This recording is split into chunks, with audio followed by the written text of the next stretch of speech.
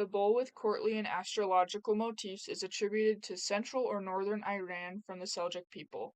It contains depictions of astronomy and astrology, leading to the question, what role did astrology play in Islamic art and visual culture? This bowl is made up of stone paste, a ceramic medium whose use in Syria and Iran quickly grew during the 12th and early 13th century, when it is believed to have been crafted. Its height is 3 3/4 inches tall and has a diameter of 7 3/8 inches. It weighs 14 ounces. It has a base opaque monochrome Menai glaze, which is covered by polychrome inglaze and overglaze. In the center of the bowl is a picture of the sun with a human face. Surrounding it are personifications of 5 planets and the moon. Mars is seen holding a severed head and a sword. Mercury, a scribe, sits cross-legged holding a pen and a scroll. Venus is seated on a chair and plays a lute. The moon just has a crescent moon around her head. Saturn holds a sickle in each hand, while Jupiter sits on a throne-like seat and holds something resembling a chain. The blue space surrounding the planets holds golden circles representing constellations, including the 12 zodiacs. 10 horsemen ride in a circle around the blue area separated by birds.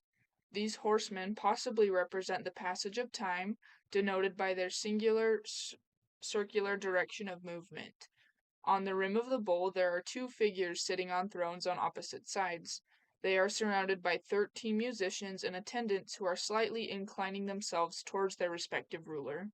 This bowl does not have a specific artist or patron, given the visual elements depicting astrological figures representing Mars, Mercury, Venus, the Moon, Saturn, and Jupiter.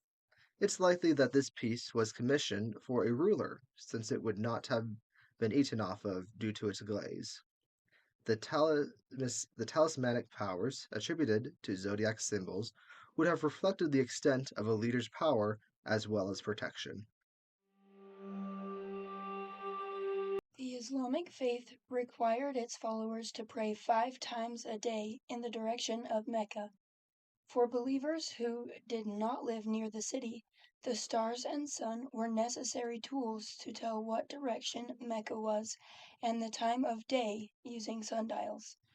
Ramadan is the 9th month of the Islamic calendar and is recognized by members of the faith worldwide to be a time of fasting. The practice of fasting during Ramadan requires Muslims to know when the sun rises and sets, as well as the month of the year, which was determined by the lunar cycles. Scientific instruments such as sundials were advanced to meet those religious needs. There are other pieces from the Seljuks of this period that contain astrological imagery. This brass ewer pitcher is inlaid with silver, making it an expensive work of art. It has detailed images of the zodiacs, leading the viewer to see a connection of astrology and astronomy in Islamic visual cultures. Zodiac imagery was of interest to many people at that time since it could possibly predict the future, so it was a source of discussion among the elite. Astrology became very popular, so it was common to decorate objects with personifications of planets and zodiac constellations. These objects were believed to have talismanic powers, protecting owners from sickness, bad luck, and defeat through the power of the planets and stars. Zodiac symbols came from the drawings created by ancient Greek astronomers as their way of describing constellations. The zodiac symbols from Arab and Iranian astronomers are the rams, bull, twins, crab, lion, female figure, scales, scorpion, an archer, kid goat, a water pourer, and two fish.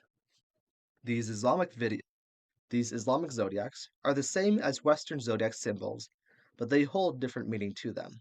While the use of the zodiac imagery in art was not prohibited by Islamic law, trying to use the zodiacs to determine the future or see omens was prohibited, as it was seen as putting these things before the guidance of Allah.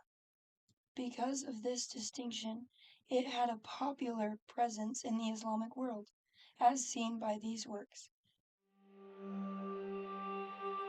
This piece was first exhibited in the modern age in the early 1931 at an international exhibition of Persian art in the Burlington House in London.